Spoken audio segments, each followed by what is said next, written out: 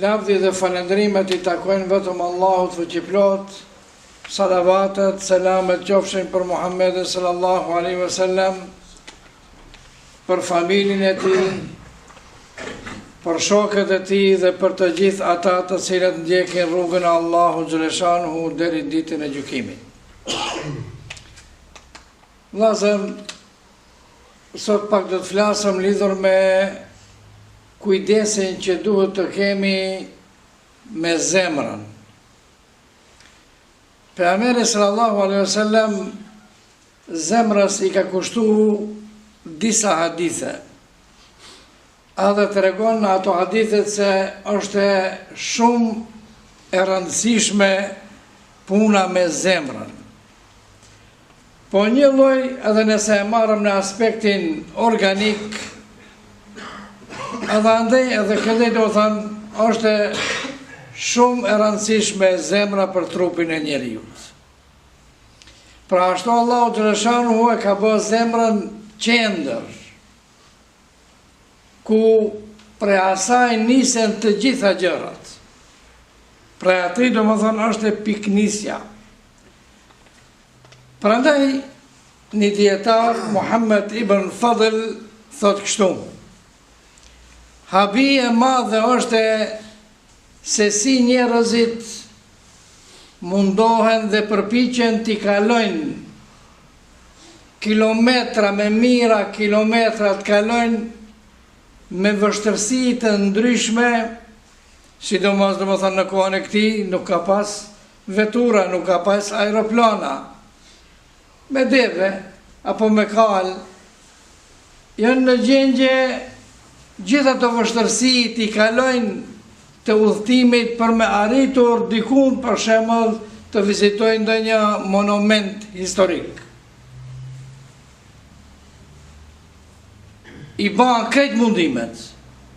Ndërsa thot, habi e madhe është se si ai nuk përpiqet as pak që të arrijë me punët e tij, me angazhimet e tij të arrijë tek zemra e tij, që ajo është shikimi I merhametit të Allahut xhaleshanuhu, aty është epiqendra e merhametit të Allahut xhaleshanuhu të zemra, edhe pse e kanë shumë afër, nuk kushtojnë asnjë rëndësie për me arritur deri te ajo që ta përmisojnë atë, ta zgjojnë nga gafleti. E kanë pyet një dietar prej atyve dietarëve të mëhershëm të Shqipërisë, I kanë thonë xhamati, shpesh ne përmendën këtë gaflet, ina gaflet, duhet më urrujt për gafletin. Ç'është ky gafleti? Ka thonë, kjo është të flejsh me sy të hapur.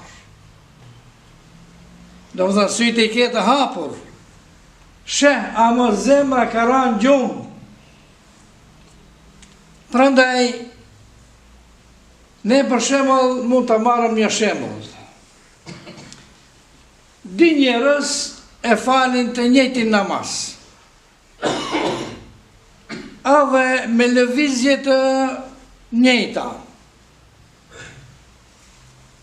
Por njëri prej tyre mund të arrijë deri në arshin e Allahut xhaleshanuhu, ndërsa ai tjetri nuk mund të arrijë, paramendoni as te lëvizjet e gjymtyrët e tij.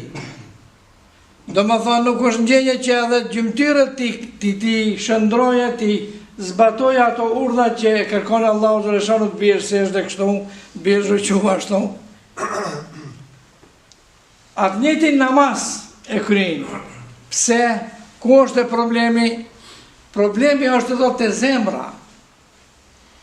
Se ai ka rënë nga flet, ai nga aspekti I jashtëm, kur e shiqosh, pa në ashtu duket se si ka ment atë, po të themi, I bën lëvizjet e njëjta që I bën ki tjetri, ama zemra e tij ka rënë nga flet.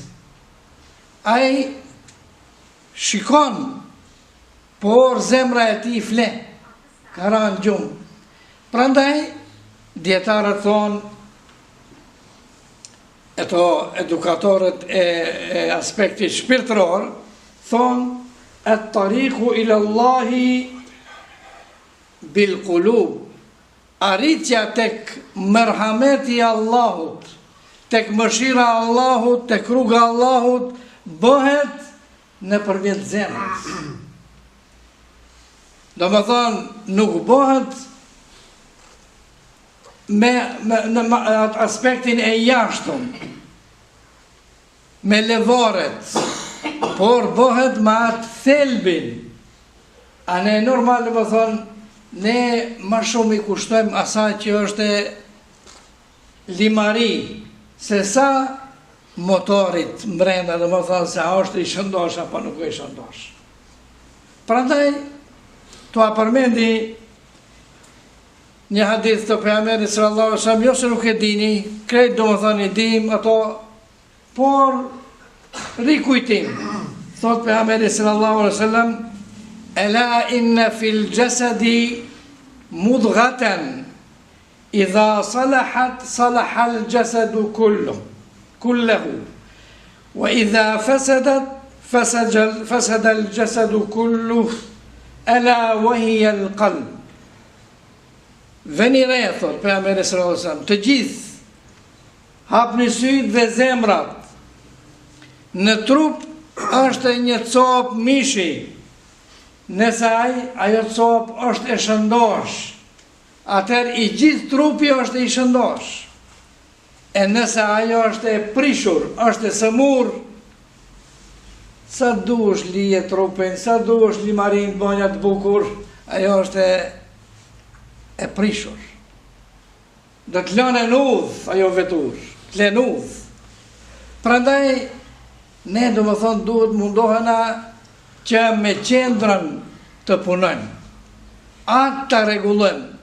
Nëse e regulojmë atë, normal do më thonë pastaj ajo reflekton në trupin tonë. Ama nëse për shembull ne i bëjmë disa lëvizje të cilat duken se janë të mira dhe nuk kanë bazë, nuk janë të lidhura me zemrën, nuk dalen pi zemrës së shëndosh, ato janë kitë falsë. Ato të më thonjën levare vetëm. Nuk kanë kur një vlerë të Allahu Zëreshanu, edhe prandaj e dini atë hadithin tjetër pejgamberi sallallahu alaihi wasallam ku thot inna Allaha la yanzuru ila ajsamikum, Allahu Zëreshanu nuk shikon në trupat tuaj. Walakin yanzuru, por shikon ila qulubikum, në zemrat tuaja. Do më thonë të punoni me zemrat. Pra, ama kjo nuk e ka kuptimin si shmendon dikush, unë e kom zemrën e mirë. Nuk mundet të kirë zemrën e mirë nëse punët nuk i kjetë mira. Se ne ka liqë, Allah ka vëndu liqë. A mundet për shemëll dhe një bukallë të qese diçka që nuk e fyt atë, nuk mundet. Në më thonë, nëse ka tombën brenda në atë bukallin, edhe kur qëtë, qëtë tombën. Ama nëse sa jo qenë, ajo prej asaj kërkonte. Allahu Zëreshanu e ka bo që nëse zemra është e mirë, në regull, ajo do të reflektojë në gjymtyrët toaja mirë. Nëse zemra është e prishur, ajo, kështu disa me hakat, më mundohu dhe që të dukësh pak ma mirë, ajo dhe dale a shiqara ajo punë. Pa tjetër, i ke pasi të një smundje, hakat ishta ka më flosh, a më marë fundë e delë, qëtë krije, si thonë populli, qëtë krije. Pra ndaj duhet më mundohu që ne t'i përmisojmë zemra tona, punojmë me zemrat tona, edhe atëherë më thonë normal se edhe gjymtyrët tona do t'jenë në regull, edhe sjelljet tona do t'jenë në regull, edhe morali jonë do t'jenë në regull, dhe këtë vepra do t'shujnë ashtu si duhet. Ela in asar kelamu ablagha al-nidham, kelamu Allahi al-Malik al-Aziz al-Mannan.